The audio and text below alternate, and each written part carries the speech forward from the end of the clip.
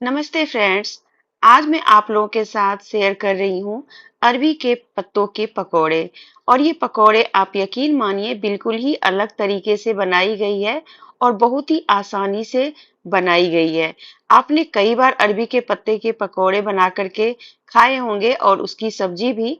मैंने भी अभी कुछ एपिसोड पहले मैंने एक रेसिपी डाली थी। आज की बिल्कुल ही ये अलग है और नई है। तो इसके लिए हमें चाहिए थोड़े से अरबी के पत्ते। इसे हम अरिकंच भी बोलते हैं और भी बहुत सारी चीजें बोलते हैं। तो यहाँ पर छोटे छोटे पत्ते हैं मेरे पास। इसके जो पीछे की डंठल होती है ना, उसको काट के हटा देना होता है। और यहाँ पर मैं पत्तों को बीच से काट रही हूँ। ये काफी छोटे छोटे हैं और बाजार से लाए हुए हैं। अगर घर की होती है तब तो और भी अच्छी होती है, क्योंकि बिल्कुल ही ऑर्गेनिक होता है। तो चलिए इसको हम क्या करेंगे ना, थोड़ी सी बारीक बारीक लच्छेदार इसको कट कर देंगे, काट देंगे। जिससे कि जैसे देखते हैं जैसे साग वाग काटते हैं ना, कुछ उस तरीके से।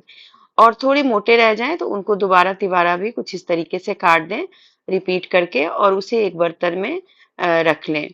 तो यहाँ पर अरबी के पत्तों को पकौड़े बनाने के लिए सबसे जरूरी है कुछ चीजें, जैसे कि नमक तो डाल ही दे और साथ में नींबू, क्योंकि ये गले में लगती है। तो आज की जो रेसिपी बन रही है उसमें आपको बिल्कुल ही गले में नहीं लगेगी। तो मैंने आधा नींबू यहाँ पे डाला है। आप चाहें तो पूरा नींबू भी डाल सकते हैं। मेरे पत्ते काफी कम है तो मैंने सिर्फ हाफ डाला है। और अगर लगेगा कि कम है तो मैं बाद में भी डाल दूंगी। तो चलिए ये पत्ते को मैं थोड़ी देर के लिए साइड करके रखती हूँ। और अब एक बैटर तैयार करती हूँ, वो है बेसन का। तो यहाँ पर बेसन मैंने 5-6 चम्मच ले लिया है। और मुझे गाढ़ा घोल तैयार करना है। इसके लिए इसके अंदर अब डालेंगे थोड़े से मसाले, हल्दी, नमक, धनिया पाउडर, रेड चिली फ्लेक्स, और साथ में डालेंगे थोड़े से सफेद तिल। सफेद तिल बिल्कुल ही ऑप्शनल है, आप चाहे तो डालिए या फिर नहीं भी डालेंगे तो चलेगा, लेकिन तिल डालने से ये करारे बहुत बनते हैं तो इसलिए इसमें जरूर डालिए। और इसे गाढ़ा पेस्ट तैयार करके रख लीजिए कुछ इस तरीके का। तो ऐसा ही रहना चाहिए, पतला बनाएंगे तो ये रेसिपी ठीक से नहीं बन पाएगी। चलिए इसको भी साइड करके रखते हैं। और जो पत्तों में हमने नींबू और नमक मिला के मेरिनेट करने के लिए रखा था उसको अब ले लेते हैं। इसे एक बार अपनी हथेलियों से रगड़ के और बराबर कर लेते हैं, जिससे कि नींबू और नमक पूरे में फैल जाए। अब जो हमने बेसन का गाढ़ा घोल तैयार किया है उसे हम इसके अंदर डाल देंगे और इसे फिर अपने हाथों से मिला लेंगे।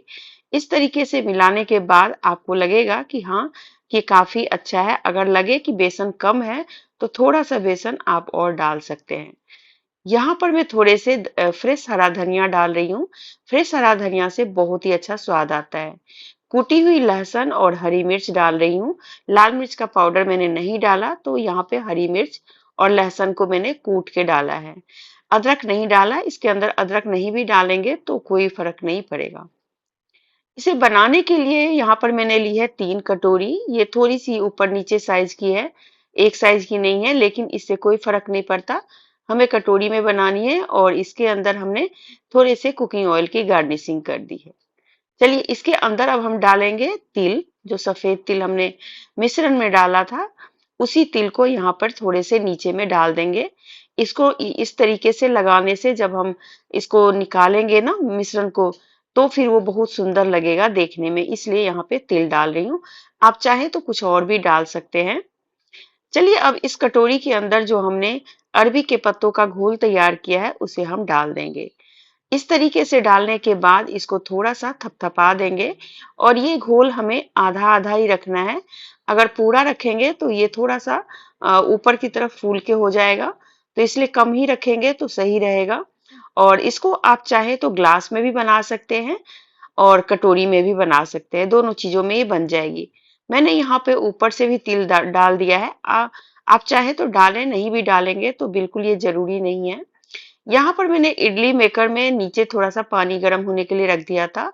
और उसकी जो जाली वाली प्लेट होती है उसके ऊपर से मैंने इन कटोरियों को रख दिया।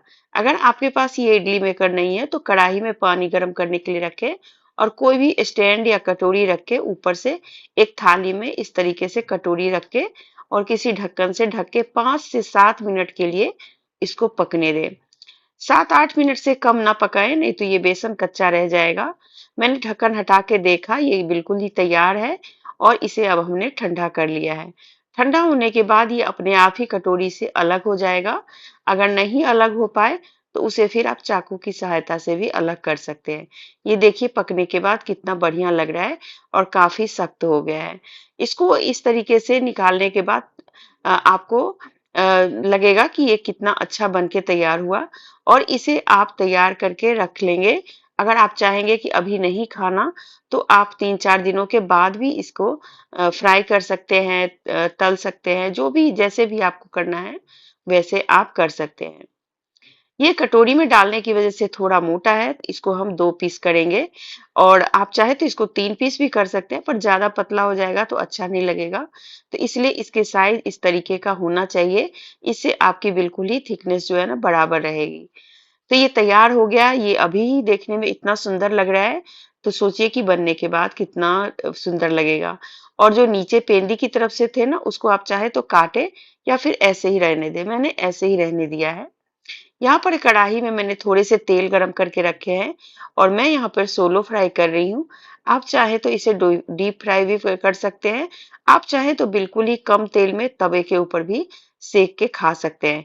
करारे तो ये किसी भी तरीके से बनेंगे क्योंकि इसके अंदर हमने तेल डाला है और बेसन डला हुआ है।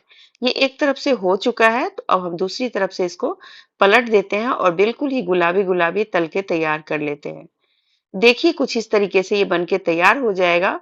इसे आप चाय के साथ ले सकते हैं शाम के समय या फिर बच्चों को भी लंच बॉक्स में दे सकते हैं। नींबू जरूर डालिएगा अच्छी मात्रा में जिससे कि ये गले में नहीं लगे। एक ही उपाय है गले में नहीं लगने का। बारिश के मौसम में ये थोड़ा ज्यादा लगता है, बाकी मौसमों में इतना नहीं लगता। दूसरे टिप पे भी मैंने जो बचा हुआ था वो डाल दिया और ये अब बनता रहेगा। तब तक चलिए आप लोगों के साथ शेयर करती हूँ जो हमने बना लिए हैं पकौड़े उनको। तो कभी आपने इस तरीके से बना करके खाए हैं? अगर खाए हैं तो जरूर मुझे कमेंट कीजिए। अच्छा लगे तो रेसिपी को लाइक करके शेयर